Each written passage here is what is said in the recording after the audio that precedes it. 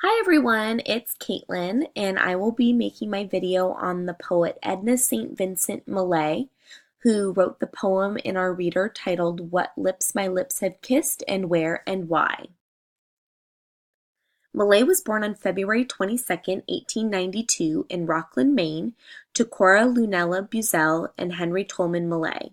She had two sisters, Norma and Kathleen, and her middle name, St. Vincent, came from the name of St. Vincent's Hospital in New York, where her uncle received life-saving care just before her birth.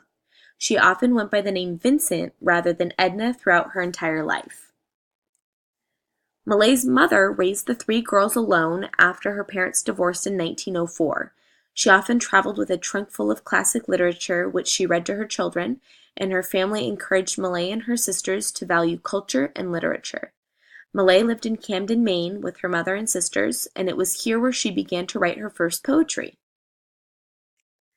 Millay attended Camden High School and began to develop her literary talents by writing pieces for the school's literary magazine.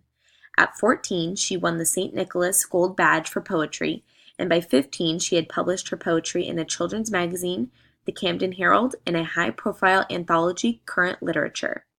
While at school, she had several relationships with women, including Edith Winnie Matheson, who would go on to become an actress in silent films. Millay began at Vassar College in 1913 when she was 21. She had relationships with several schoolmates during her time there and kept scrapbooks that included drafts of plays she had written. After her graduation in 1917, she moved to New York City. While establishing her career as a poet, she actually became involved in theater. Millay described the life of her and her friends in New York as very, very poor and very, very merry. She was openly bisexual and kept writers as close friends, as well as Floyd Dell and critic Edmund Wilson, both of whom proposed to her, and both of whom were refused by Millay. Millay's fame began in 1912 when, at the age of 20, she entered her poem Renaissance in a poetry contest. Although the poem was widely considered the best entry, it was ultimately only awarded fourth place, which created quite the scandal and brought Millay quite a bit of publicity. Millay was also known for her performances and read her poems with passion and often included her forward-thinking opinions regarding politics and women's issues. In 1919, she wrote an anti-war play called Aria da Capo, which starred her sister Norma at Provincetown Playhouse in New York City. Her 1920 collection, A Few Figs from Thistles, drew controversy for its exploration of female sexuality and feminism. In 1921, she wrote 5 verse dramas, including 2 Slatterns and a King, and The Lamp and the Bell, which was a poem written for Vassar about love between women.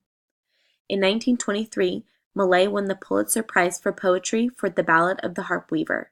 She was just the third woman to win the prize. It was in this book that she coined the phrase, "My candle burns at both ends."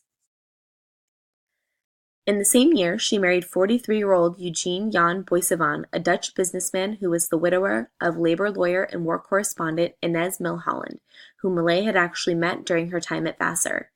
He gave up his career to support Millay and help develop her poetry career. Millay and Boissevain had an open marriage and took other lovers during the 26 years they were together before Boissevain's death in 1949. A notable relationship for Millay was the one she had with poet George Dillon. The relationship inspired the sonnets in the collection Fatal Interview, which was published in 1931. In 1925, she began work on a libretto for an opera composed by Deems Taylor after being commissioned by the Metropolitan Opera House. The result was The King's Henchman, which drew on the story of the Anglo-Saxon Chronicles account of Edgar, King of Wessex. It was described as the most effectively and artistically produced American opera ever to reach the stage. In the early 1920s, Millay had some of her poetry published in a pulp magazine.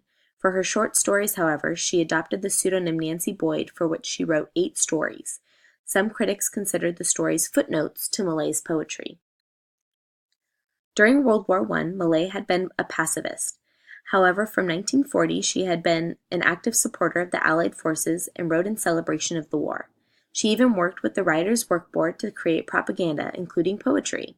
Her reputation, however, was damaged by her war work, and it was said that she seems to have caught more flack from the literary critics for supporting democracy than Ezra Pound did for championing fascism. In 1943, Millay was the sixth person and second woman to be awarded the Frost Medal for her lifetime contribution to American poetry. Millay passed away on October 19, 1950, in Austerlitz, New York, at the home she shared with Boissavant just a year after he passed away. Renaissance and the Ballad of the Harp Weaver are considered her finest poems, and upon her death she was described by the New York Times as an idol of the younger generation during the glorious early days of Greenwich Village, one of the greatest American poets of her time.